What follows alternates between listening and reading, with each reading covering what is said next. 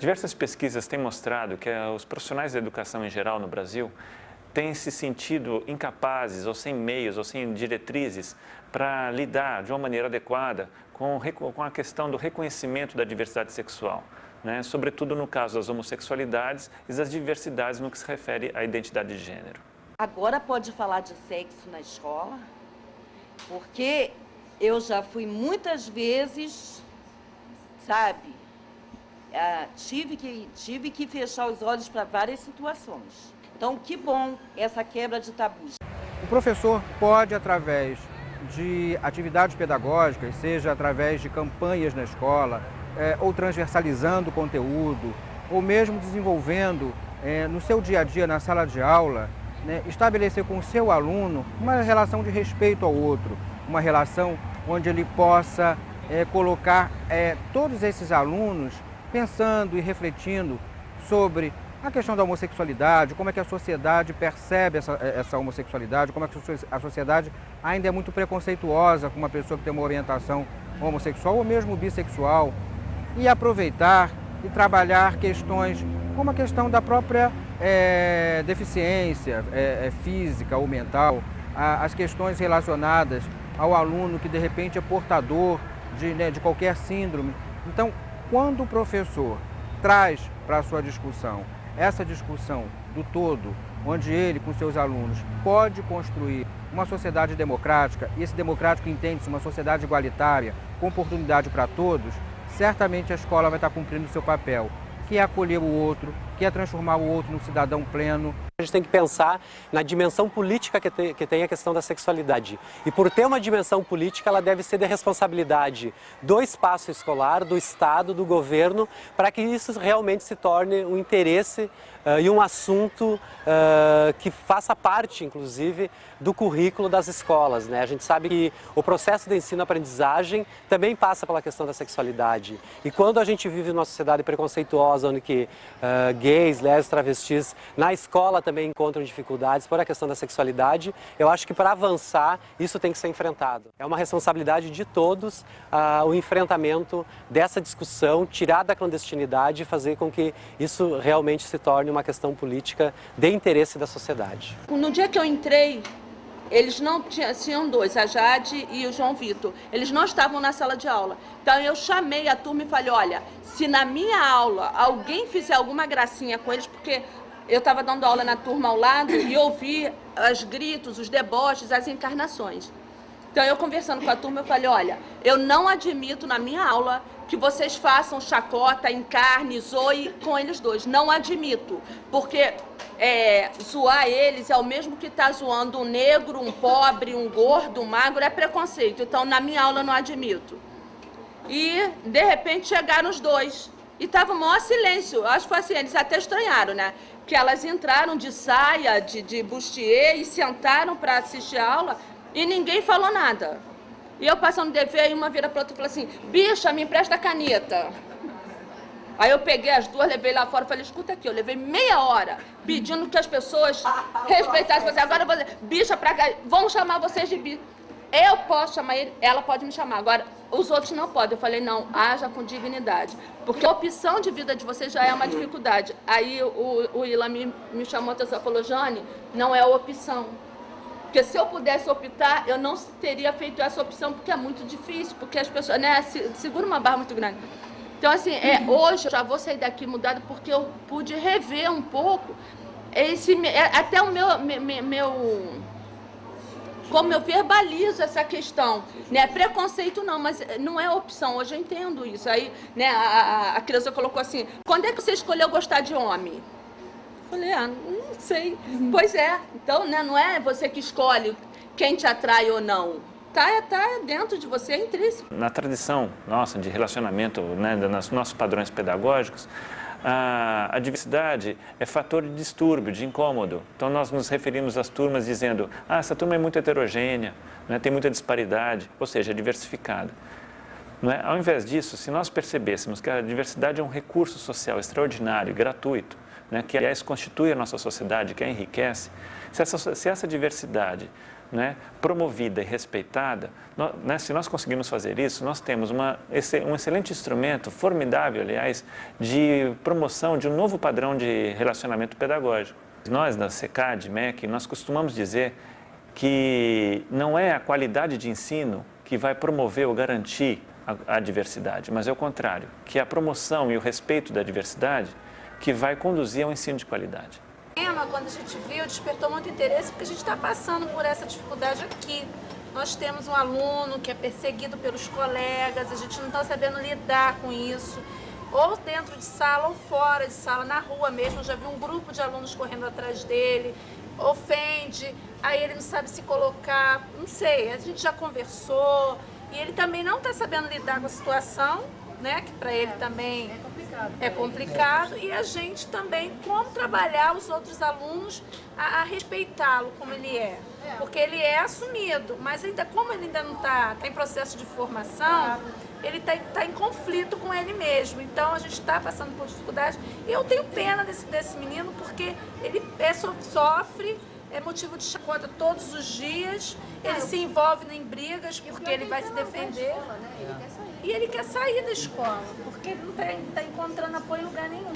E é impressionante notar que as crianças, desde muito cedo, em função da maneira como essas identidades são construídas dentro e fora da escola, elas aprendem, ainda na mais tenra idade, a mover as alavancas da homofobia antes mesmo de entenderem o que isso significa. Então você já tem um estudante muito jovem, de 6, 7 anos de idade, que é objeto da pichação dos seus colegas, e tem seu nome escrito nas paredes do banheiro, e quem escreve não tem a menor ideia do que significa ser homossexual, mas aquele menino ou aquela menina, né, sofre assédio permanente por parte dos colegas, e não apenas dos colegas, e o que as pesquisas têm indicado é que muitas vezes a estrutura da escola ou não percebe ou faz de conta que não percebe e não lida de uma maneira adequada ainda com essa questão.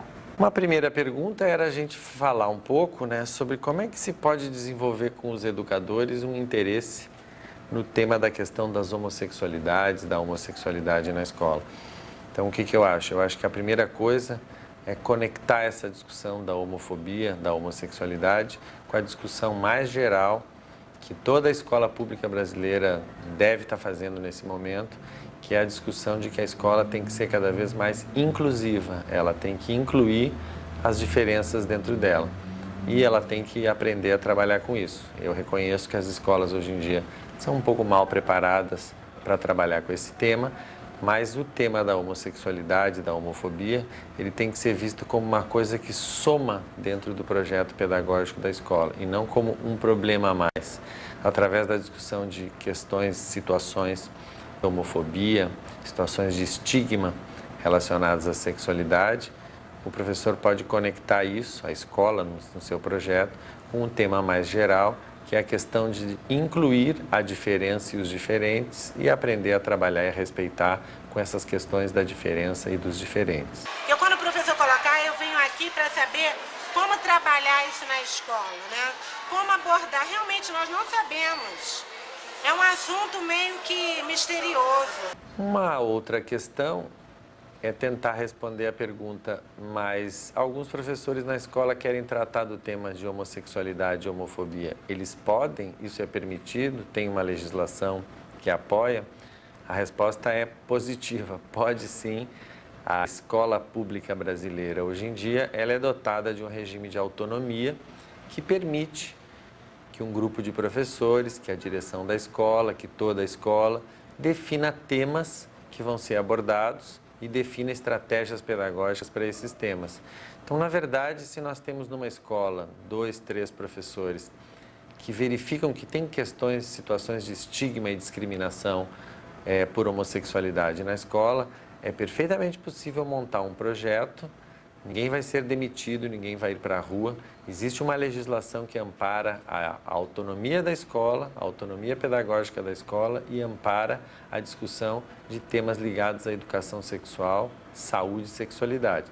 É que de um tempo para cá as escolas esquecem muito essa parte de trabalhar com o corpo, né? Ele vê o seu aluno ali como, muitas das vezes, uma pessoa, mas esquece que aquela pessoa tem os seus desejos, tem suas ansiedades. E então, se realizar um trabalho com essa proposta, enfocando não só o corpo, mas aquilo que está dentro do corpo, que são os sentimentos, os seus desejos, eu acho que abrem o leque para que o resultado no final seja bem positivo dentro daquilo que nós estamos aqui com expectativas. Qual a importância dessa discussão da escola ser laica para os temas da sexualidade? Acontece que os temas da sexualidade, e em particular os da homossexualidade, eles causam profundo impacto na maioria das religiões. Então, os indivíduos que vêm à escola, os alunos, os pais, os professores, têm o seu pertencimento religioso, isso tem que ser respeitado, mas a escola não precisa se intimidar no sentido de que ela não pode abordar os temas porque isto vai contra a religião. Não, ela não é uma instituição religiosa, ela não pertence a uma congregação, ela não é de uma religião. Por exemplo, se ele chega até mim, ou se eu observo alguma coisa e tenho que dar um questionamento sobre aquela situação, eu tenho que ter responsabilidade sobre o que eu vou falar, até sobre o que eu vou comentar com os colegas. Porque se eu for de maneira irresponsável comentar com um colega, olha, aquele menino ali tem um problema sério. Então, a minha responsabilidade ali está comprometida. Eu não tive a responsabilidade, o cuidado e a sensibilidade de estar passando aquela informação direito. Né? Então, primeiro, eu tenho que ter responsabilidade, que aí, a partir da confiança que o aluno tiver em mim, eu também vou ter a responsabilidade de não estar divulgando isso, de estar trabalhando, ajudando a descobrir o caminho correto. Dado um certo assunto, a gente estimula ou a gente reprime? Eu acho que quem é professor, quem é professora, vai ter a vida inteira essa decisão na cabeça para tomar. Em educação tem certas coisas que a gente estimula, a gente quer que aconteça. Tem outras coisas que a gente reprime, controla, mostra que não é naquela idade, encaminha para mais adiante, mostra que não é naquele ambiente. Eu acho que o jogo adequado entre qual é a hora de reprimir, qual é a hora de estimular, é difícil, mas ele é o desafio de um professor. Qual é o problema que eu vejo nisso? É o professor que tranca num certo lado desse movimento de pêndulo. É o sujeito, por exemplo, que para os assuntos da sexualidade tem sempre uma mesma resposta. Tem que reprimir, tem que reprimir, tem que reprimir. Ou então, o professor que do outro lado diz não, tudo que eles têm vontade de fazer tem que estimular, tem que estimular, tem que estimular. Então, assim, acho que dentro de uma escola e dentro de um projeto, a gente tem que ir decidindo a cada momento o que é para estimular, o que é para reprimir. Essa é uma tarefa de responsabilidade que tem o professor, não dá para deixar trancada só num dos dois extremos. É de que forma a questão pode ser abordada por esses professores? Como eles podem utilizar esses conhecimentos, na verdade, essa troca de experiências em sala de aula e até mesmo com outros professores como multiplicadores? Eu penso que algumas coisas têm que ser feitas, dependendo da ação que seja, ou melhor, do que esteja ocorrendo. Se for um caso extremamente grave, nós temos ações de denúncia. Né? Nós falamos hoje, por exemplo, na primeira vara de infância, juventude e idoso, ou conselho tutelar. Se for ligado a doenças, né, como mesmo a saúde, vamos pensar em saúde, não doença, é posto de saúde da localidade, é um outro caminho a ser feito. E enquanto o trabalho efetivamente em sala de aula, eu acredito na leitura constante de livros, por isso o referencial teórico sempre é muito bom, um grupo pequeno de estudos, um projeto dentro da escola que possa trabalhar sempre com os alunos e a confecção de material didático específico, jogos, dinâmicas, filmes que possam ser listados e passados, debatidos.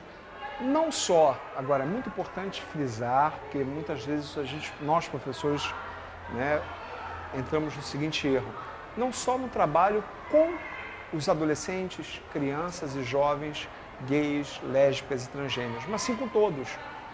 Porque existe um trabalho de autoestima a ser construído com esses, mas existe um trabalho de lutar contra a homofobia, que para esse trabalho é para ser feito com a sociedade como um todo, ou seja, com todos os alunos. Somos singulares, somos múltiplos, somos plurais, somos muitos.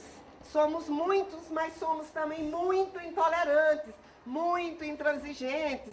Eu acredito que os professores interessados nesse processo de transformação, nesse processo de combate à intolerância, devem, em primeiro lugar, firmar o conteúdo, obter as informações, trazer para as escolas, divulgar e debater com os outros professores, convocar os pais, discutir ação comunitária, criar um espaço de confiança, um espaço de integração entre esses dois campos tão importantes para o futuro das crianças e o futuro do jovem, que é o espaço da família e o espaço da educação.